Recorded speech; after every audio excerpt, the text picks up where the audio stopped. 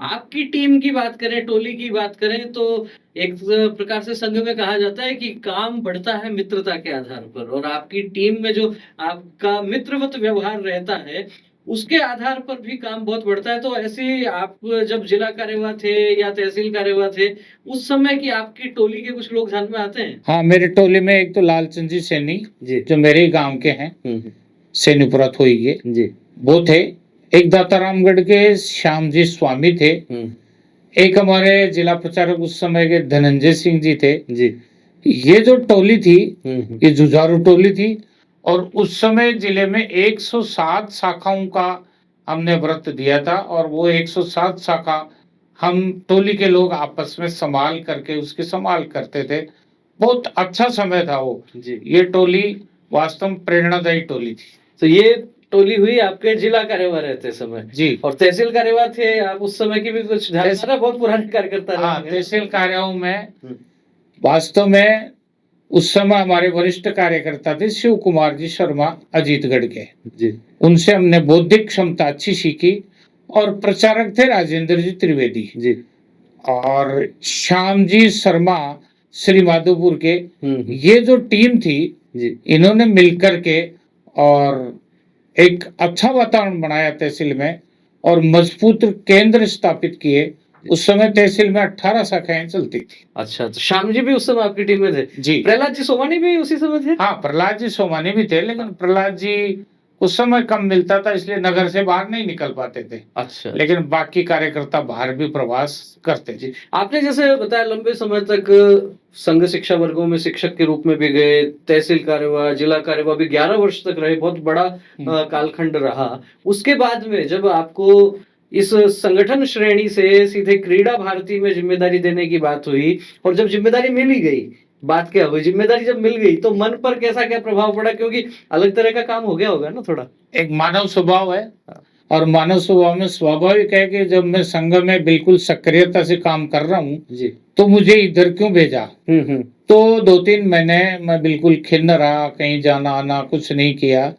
इसके बाद में भैया जी जोशी का प्रवास था। मैंने उनको लिखकर प्रश्न पूछा। यही प्रश्न पूछा कि ऐसा मेरे साथ क्यों। तो उन्होंने उसका कोई जवाब नहीं दिया, केवल इतना कहा भोजन के बाद मेरे कक्ष में आना। और मुझे यह समझाया कि इसका कारण ये नहीं है जो आप समझ रहे हो, इसका कारण ये है कि संघ में तो एक ट्रैक है। कोई भी कार्यकर्ता दक्ष बोलेगा तो पूजनीय सरसंघ चालक जी भी दक्ष में खड़े होंगे जी। तो ट्रैक तो चलेगा। उसमें कौन ज्यादा बुद्धिमान है, कौन कम है, कौन ज्यादा काम करता है, कौन धीरे करता है, ये सब मिलजुल करके चलता रहेगा। लेकिन जो अन्य अनुषंगिक संगठन है उसमें हर तरह के लोग रहते हैं, केवल स्वयंसेवक के नहीं रहते हैं। जैसे क्रीड़ा भारती में ही है, महिलाओं की बराबर भागीदारी रहती है। धन का मामला भी है और अलग अलग क्षेत्रों में हम जाते हैं।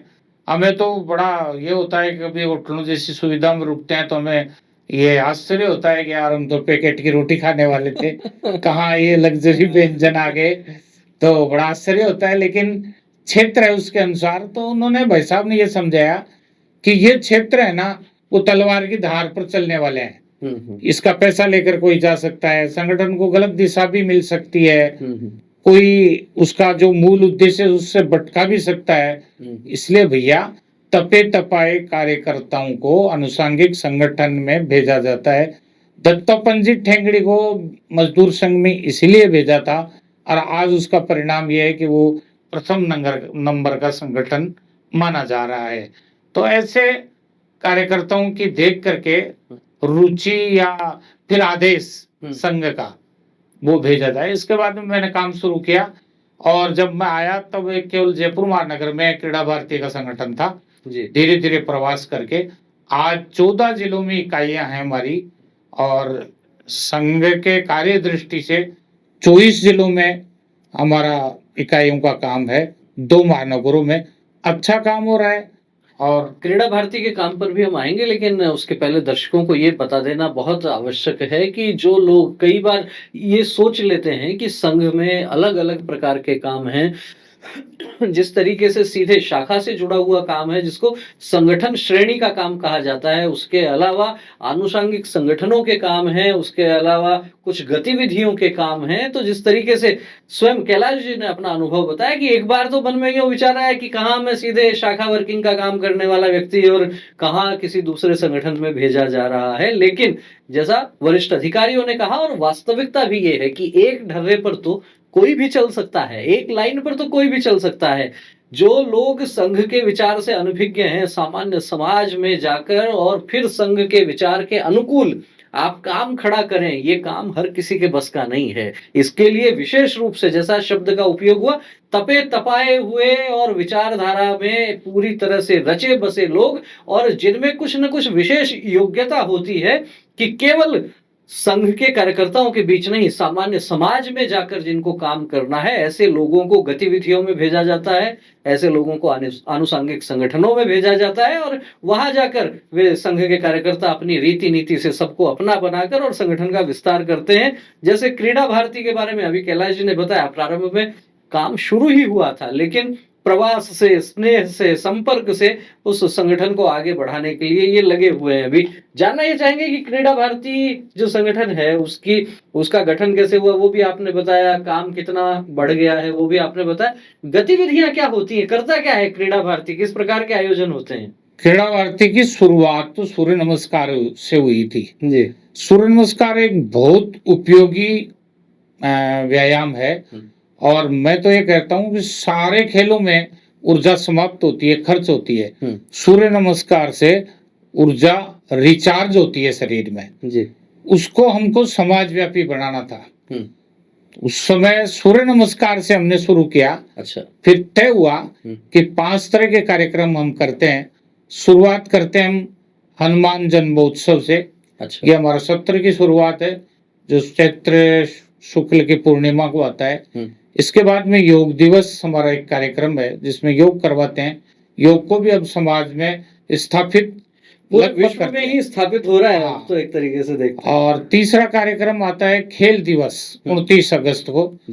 ध्यानचंद जी के जन्मदिन के रूप में हम उसको मनाकर सब जगह खेलों का आयोजन करते हैं। एक साल में हम एक जीजा माता पुरस्कार का आयोजन करते हैं जिसमें खिलाड़ियों के माता का सम्मान करते हैं बुलाकर। अच्छा। तो माता बड़ी प्रसन्न होती है कि उस वास्तव में खिलाड़ी को तैयार करने वाली तो माता ही होती है। उसका पोषण करती है, उसका भोजन पानी का ध्यान रखती है, इसके कपड़ों का ध्यान रखती है। ठीक बात। तो माता का जब सम्मान होता है तो बहुत अच्छा लगता है। और इसके बाद एक साल में एक कार्यक्रम क्रीड़ा ज्ञान परीक्षा का होता है जिसमें अच्छे पुरस्कार देते हैं हम। जो प्रांत में राष्ट्रीय स्तर पर आता है उनको पुरस्कृत करते हैं, सम्मानित करते हैं, प्रमाण पत्र देते हैं। एक कार्यक्रम वो आता है। ऐसे 5 कार्यक्रम हम नियमित रूप से करते हैं। और अब तो सूर्य नमस्कार का, योग का तो हमने आधार बनाकर इसको समाजव्यापी बना दिया है लगभग।